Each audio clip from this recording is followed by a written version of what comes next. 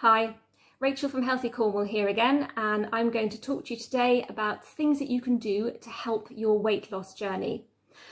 Unfortunately, there's no magic wand to wave and it can be quite difficult, but there are some things, if you know about them, you can put them in place and hopefully it makes your journey a bit more doable. So people tend to think that they need to lose a lot of weight really quickly in order for it to be successful and healthy, and that's just not true. A pound a week is really realistic and actually a very healthy way of doing it. Because if you think about it, it came on over time, so it's going to come off over time as well. The magic number to lose about a pound a week is roughly 500 calories per day. But before you start to panic and think that has to come out of your diet alone, you can split it, half from your diet and half from exercise. Obviously, if you're unable to exercise and you're not so mobile, you will have to concentrate more on the dietary side of things. But if you can do both, then it's a really good way of splitting that number up and making it a bit more manageable. If you can exercise or be more physically active, then that's a great thing to do, because the more we exercise, the more it ramps up our metabolism, and that's really good for weight loss. And it's not just about cardiovascular exercise, although things like walking and swimming and cycling are all really, really good. A bit of resistance work has been proven to help with weight management. And it doesn't mean to say you have to go down the gym and start throwing weights around. You can do some simple stuff in your own home, which is going to help. So perhaps some body weight squats or some lunges, or pick up some cans of beans and do some bicep curls. What we're aiming to do with our resistance exercise is to build muscle mass, because muscle is more metabolically active than fat. So that is going to help with our weight loss. So with regards to the calories that we're eating, it's not just about the amount of calories, it's about the quality of the calories as well. So a nice example that I like to use is that I have 2 handfuls of food. They're both 500 calories. In this hand though, I've got a bag of crisps, a bar of chocolate and a can of Coke. Not much goodness in that, but a lot of stuff that my body's not going to want or need. There's fat, there's salt and there's sugar.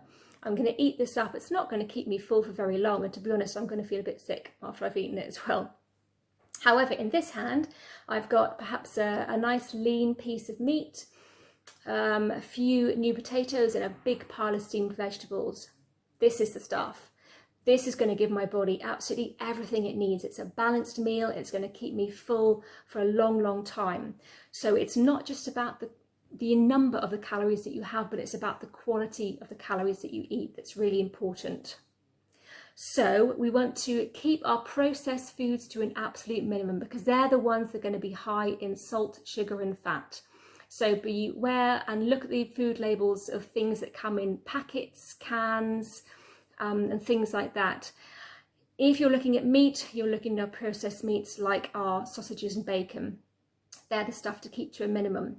We want to increase the number of unprocessed foods, that we have. So our fresh fruit and vegetables, our lean cuts of meat, and our grains and our pulses, they're going to be the really healthy ones for us.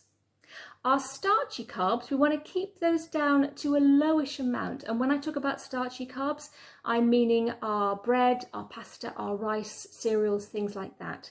There's nothing wrong with them, but we, and myself included, tend to like to fill our plate with them because they're kind of comfort food and they make us feel nice. They're also high energy food, so unless we're using that energy, unfortunately, what's not going to get used is going to get stored. So it's not about having no carb or super low carb. It's just about having an appropriate amount of those starchy carbs for the amount of activity that you're going to be doing over the course of your day. Please be realistic as well with what you can expect to lose on your weight loss journey, because realistic goals are going to be more achievable goals, and they're going to mean that you have a more positive experience when you do this. And also, please, please, please don't compare yourself to anyone else. Our bodies, although fundamentally the same, actually can react quite differently when we start making changes. So your weight loss journey is absolutely personal to you. So what might work for one person might not work so well for the next. And it also comes down to perhaps our gender and our age, and if we're on any medication. Perhaps we are suffering with a long-term illness, or we have mobility issues. All these things can come into play and influence how our bodies react. So as I say, your weight loss journey is personal to you, so no comparisons with anyone else. Also, if you don't see results on the scale straight away, please don't panic. As I said, our bodies react very differently, and some bodies just take a little bit longer than others. But if you know that you're doing good things and you know you're making healthy changes, even if you're not seeing it on the outside yet, it's definitely happening on the inside, and that's super important as well. So I wish you all the best with your weight loss journeys, and we're always here for you at Healthy Cornwall if ever you need that bit of extra help and support. Bye-bye.